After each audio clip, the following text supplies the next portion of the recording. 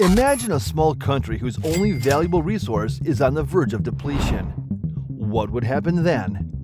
Well, unfortunately, the consequences are dire. The country would be left with a desolate environment, bleak prospects, and perhaps some meager compensation. This is precisely what occurred to the picturesque Pacific island of Nauru. When Australia began extracting its lone natural resource, phosphate, the future of Nauru turned ominous. Your heart will ache at the sight of Nauru, a land filled with hopelessness and despair. The unemployment rate has skyrocketed to unprecedented levels, leaving many without a glimmer of hope for a brighter future. It's a place that's been forgotten, abandoned by tourism due to a lack of infrastructure, with only a handful of hotels and restaurants. At first glance, the island may seem enchanting, but as you draw nearer, the grim reality sets in. The air is heavy with the stench of decay, and the once vibrant community has been reduced to dilapidated homes and rusted cars. A haunting reminder of what once was. Why has the island's economic situation become so bad? We must start at the core if we want to find the answer. An island far away from Europe called Nauru. This small and beautiful paradise is situated halfway between Australia and Hawaii, and was so remote that no European had ever laid eyes on it. However, all that changed on a fateful day in November 1798. A British ship called the Snow Hunter was on its way to the China Seas when it unexpectedly stumbled upon the island of Nauru. As they sailed closer, they were greeted by a group of friendly Nauruans who had arrived in their canoes to welcome the sailors. The Nauruans were fascinated by the Snow Hunter and its crew, and they beckoned for the sailors to come ashore. However, Captain John Fearon, the captain of the Snow Hunter, was cautious and forbade his crew from getting off the ship. Neither did any Nauruans board the vessel. Nevertheless, the captain was completely taken by the beauty of the island. He was mesmerized by the stunning white sand beaches, the swaying palms, and the island's central plateau. He felt so enchanted that he even christened it Pleasant Island. As the Snow Hunter sailed away from Nauru, Captain Fearon could not stop thinking about the island's incredible beauty. His mind was filled with the images of the friendly Nauruans, the crystal clear waters, and the lush greenery. He longed to return to the island one day to explore it further. And so, the island of Nauru had been discovered, and its beauty had captivated the heart of a brave captain. It would not be long before others would also set their sights on this enchanting paradise, and the world would soon learn of the wonder and magic of Nauru. At that time, this small island sat peacefully in the vast expanse of the Pacific Ocean. Its inhabitants led a mostly tranquil life, adhering to a routine that was as old as time itself.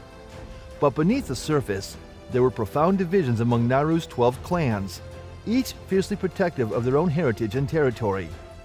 Every now and then, these differences boiled over into heated disputes that could turn fatal. Despite this, the islanders tried their best to maintain harmony and respect for one another. Life on the island was not without its challenges. The only source of surface water was a brackish, shallow lagoon, which meant that any year with little rainfall would bring about severe misery. The islanders prayed for rain and did their best to conserve water, but it was a constant struggle. Now, moving a little forward in the year 1901, a man named Ellis embarked on a journey by ship to an island called Nauru. Upon his arrival, Ellis was immediately taken aback by the breathtaking view of the high central plateau that the Nauruans referred to as topside. But it was what he discovered next that truly left him in awe.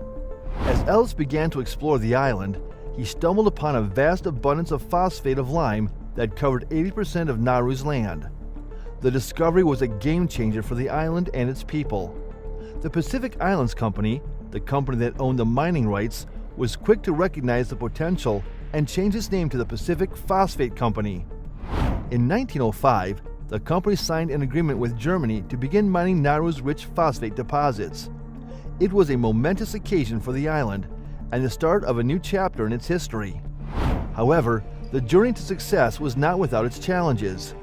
In 1906, just a year after the agreement was signed, a cyclone off the coast of Australia caused the first boatload of phosphate from Nauru to capsize. It was a setback that could have spelled disaster for the fledgling industry, but the miners persevered. Over the following years, Nauru exported hundreds of thousands of tons of phosphate, cementing its position as one of the world's largest producers of the mineral. The island and its people had come a long way since Ellis first set foot on its shores, and the future looked bright. The top side was a land of wild almond and pandanus trees, where birds of all kinds flew freely in the sky. The people of the island, known as the Nauruans, never built their homes in topside because they preferred the coolness of the shoreline. But there was something valuable hidden beneath the surface of topside that attracted outsiders. The ancient coral buried deep within the earth held a precious resource that many sought after: ore. And so, miners came to the island to set up their equipment, ready to extract the ore from the pits and cracks in the coral. To do this, they had to clear the land of all its natural beauty, cutting down trees, scraping away topsoil, and getting rid of brush and ferns.